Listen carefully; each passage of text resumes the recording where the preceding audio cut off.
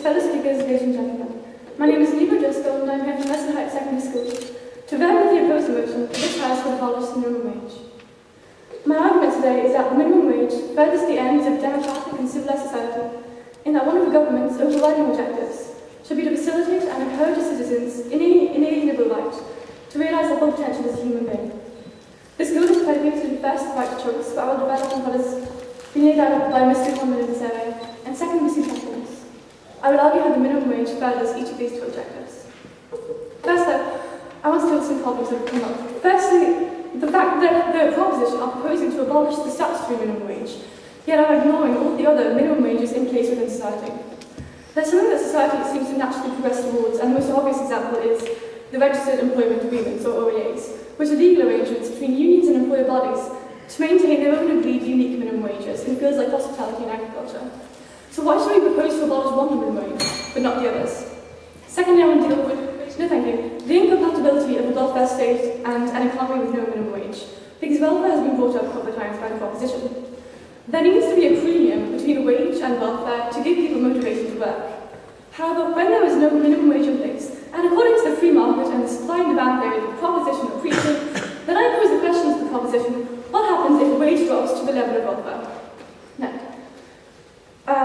Human beings have an innate desire to better themselves, and a civilized society should assist in that process.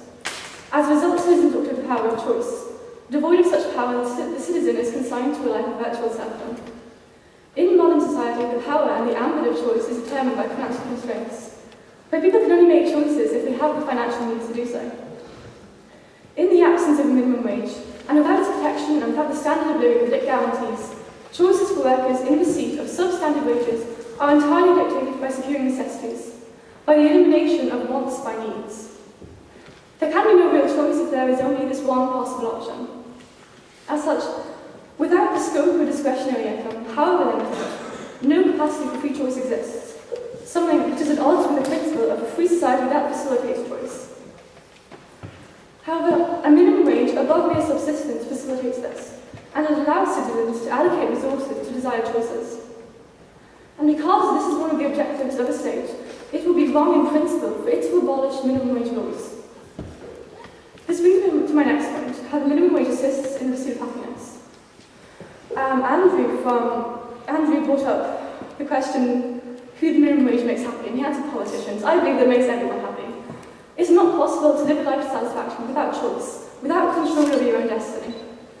This is what the pursuit of happiness entails. And lastly, yes? Those who have no choice are those who are unemployed because there is no job opportunities for them. They cannot pursue any happiness. I disagree with that. I think that the welfare, as you said yourself, the opposition, the welfare provides choice to unemployed. The pursuit of happiness is a global ideal, and in the same way that the right to education requires the government to provide schools and teachers, likewise the right to the pursuit of happiness requires two things that the minimum wage provides, and it's the protection and the guarantee of opportunities. Michael from CBC Monkstown talked about how the free market does not tend towards exploitation. On the contrary, the free market tends towards profits. That's its overriding motive. A decrease in costs increases profits. However, a decrease in costs implies a decrease in wages. One company does this, others have to follow suit, and a vicious downward spiral takes place. This is the nature of the free market, and the minimum wage acts as protection to workers against this. Likewise, Blackwell believes that the minimum wage is literally a relic from another, more prosperous age, and as such has no place anymore. However, I believe that it's even more important in recession, but no thank you, when companies are more anxious than ever to cut costs. The threshold of decency under which we agree that workers' wages will not fall, and where we say that the value of human beings does not deserve to go below this point, provides protection that all too often is otherwise lacking, and without which the pursuit of happiness is all but impossible. Because this requires a provision that they won't be exploited, that they won't be trapped in the form of wage slavery. The minimum wage is a barrier to this. It's a barrier to the exploitation of vulnerable workers. It empowers them, it gives autonomy, and it sends out the message that society values them, thus encouraging social cohesion. In this way, the minimum wage not only protects those most vulnerable in our society, like women and migrants, no thank you, but also furthers the democratic ideals we uphold, including and especially the pursuit of happiness. The right to the pursuit of happiness is one of the most significant of all, where not everyone has the same opportunities to pursue happiness. Although absolute equality of opportunity is impossible, there ought to be a guarantee of opportunities. The minimum wage ensures this because it's a starting point. It ensures that no one will start life in a position where they are unable to support themselves. No, thank you. It levels the playing field so that working people have opportunities to advance themselves, to make choices, and to pursue their ideal of happiness, just like any other member of society. And for these reasons, it should be kept. There is no social argument that justifies abolishing the minimum wage. Instead, it has been framed by the proposition as an argument about competitiveness that is influenced by a belief that it is those on the lowest pay, no thank you, who are making the economy uncompetitive. The second opposition speaker called the minimum wage detrimental to our economy and to our competitiveness, and essentially for the proposition, the minimum wage is a scapegoat for uncompetitiveness, which is an absolutely ludicrous idea. Ireland is a high-cost economy, but there are so many other reasons for this, like up-and-running rent reviews, insurance, utilities. And if the proposition is standing up here proposing to abolish the minimum wage because it's apparently too high to promote competitiveness, then surely they should be proposing the introduction of a maximum wage, rather than the abolition of a minimum wage, which provides protection, which provides security. And in any case, the multinational companies who locate in Ireland come for reasons that override other concerns like this.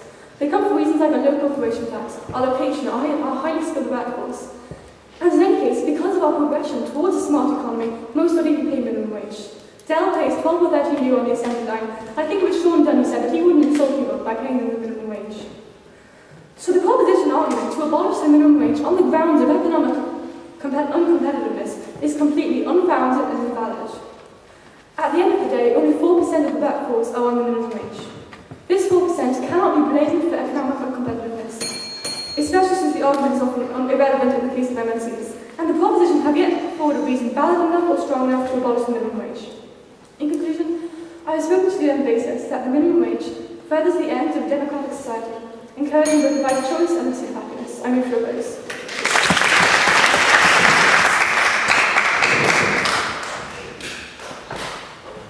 Good afternoon, ladies and gentlemen. Today I'm going to talk about two visions of Ireland. An Ireland where we have slightly lower wages, or an Ireland where we have no jobs. Ladies and gentlemen, neither of these things are great, but we definitely feel that ours is better.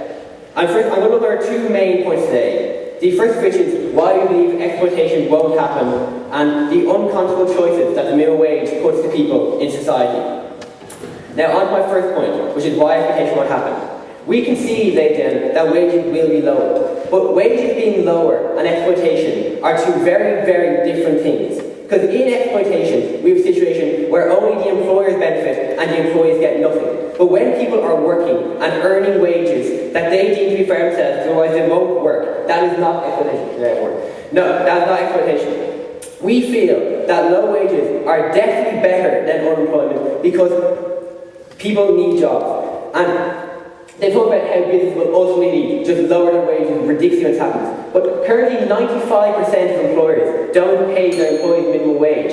And no, thank you. And this just shows that it is not good business sense to pay your employees these really low wages that they're talking about. Because this is not how you make productive employees. You do not make productive employees by not valuing them. No, thank you. You make productive employees by looking after them. And even when you are getting to a situation where you are beginning to exploit your employees, or you're beginning to pay low, does society do things to prevent this? Now, China is a completely different situation, and where people are earning 18 cents an hour. But in Ireland we don't do this, because in Ireland we do things to protect our employees. We educate our employees to teach them their rights and how not to be exploited. We have unions set up.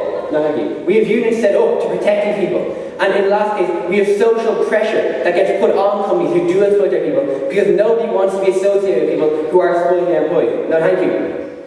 And even if they do get to a drastic situation where they feel that they are being exploited, they then have their own individual acceptance of value. They can then decide what their labour is worth. No, thank you. They can then put the value inside, my labour is worth more than this, so I'm going to go on social welfare, which we have in the country. Or they choose to quit. No, thank you. But when they choose to quit in this situation, it is their own choice to quit. It is their own choice to go on social welfare instead of being forced onto social welfare like their government is doing to them by having this minimum wage. Because forcing people on social welfare is wrong. And forcing people with this minimum wage on social welfare is wrong. And we need to abolish minimum wage because, on to my second point now, which is the unconscionable choice that the minimum wage presents to people in society. First of all, my partner Michael told you that why the government can't tell me what I'm worth. I never told you what the government tells others about what I'm worth by making me unemployed because it's minimum wage. When I'm unemployed because my skills aren't being worthy of $7.65 an hour, when I'm stuck in the situation, I am then, no thank you, viewed as a burden in society. I am viewed as a pariah in society. And not only is there this negative view in society about me, but this soon begins to infest into me. I begin to doubt myself. I begin to think, okay, maybe I'm not worth what I am. Maybe I'm not worth what I once thought I was. Because the government is telling me, I'll take a minute, because the government is telling me what is wrong with me and what I am worth. Yes, please. And so your solution to this is to abolish the minimum wage and allow employers to pay whatever they want. And they are going to pay lower. You can't deny that. You can't pretend they're going to pay back the money because they're going to pay as much as they can. So as to increase their profits. That's okay. Yeah. They are going to pay, yes. But the people who are in this bracket at under 75, they will feel their self-value. They will regain their value of themselves because they will be putting into employment because they might not be instantly profitable. Right. I am now going to talk about the effects of being on social welfare or the two unconscionable choices that are on social welfare for the most vulnerable in society that we've heard that this minimum wage is protecting. Because the most vulnerable society are the ones affected by not being worth $7.65 an hour. Because the most vulnerable in society are the unskilled workers who need the jobs that we're talking about. No, thank you. Because they are forced onto social welfare by the government, or they are forced to emigrate by the government. And we all know the negative effects of immigration. They are forced to leave their country, to break up their family units. This results in full towns and societies within our country losing their youth, losing their work. No, thank you. This has a negative effect on everybody involved in it. And then the effect of being on social welfare. When you have these unskilled people on social welfare, there is no culture of work in society. You have housing estates where children are growing up not knowing any adults who work. You have people not appreciating what work is. You have people who don't know how to work. These people then become alienated in society because they are unable to grasp it. And they have this gap in their CV that makes it ultimately harder for these people to find jobs when they eventually get the offer to you. Because realistically, it's much harder to hire somebody who has a year gap because they're deemed unskilled in their society. They will not be hired because they're going to fail them to provide them a job. They're going to fail to adequately meet their needs. Their government has failed to make sure to look after the most vulnerable people in society, which we feel is one of the main aims of the government. Ladies and gentlemen, I'm now going to look at two different Irelands. An Ireland of 1996, where you had no minimum wage, and yes, people were earning less money, but these people were still working. Or the Ireland of 2011, where people are being forced onto social welfare by the government, or even worse still, they are being forced to leave their country. Now we have heard about encouraging the economy and undercutting employees, but the economy in 1996 without the minimum wage in Ireland, and it's a perfect example of within our own country not having minimum wage. The economy was growing steadily, employment was going up, and the undercutting was not wrong. There was no slavery in undercutting employees in 1996 because that is not the nature of the free market, which my partner Michael talked about. That is not how business works.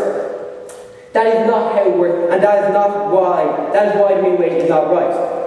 Now, ladies and gentlemen, tonight I've talked to you about the two visions, about low wages or no jobs. Low wages are not great, no jobs is even worse. Because when you have no jobs, you have the unconscionable choice. You have two choices when you have no jobs in the status quo. You can either leave your country or go on social welfare and be viewed as this burden by society. You can break up your family. You can you can lose your culture. You can leave your country where you've worked so hard. That country that's supposed to be protecting you. The government that's supposed to be looking after you when it has failed you by not seeing you have a job.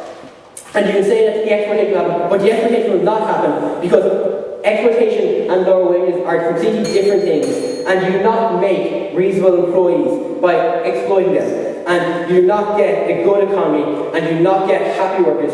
And ladies and gentlemen, that is why the minimum wage should be abolished. Thank you very much.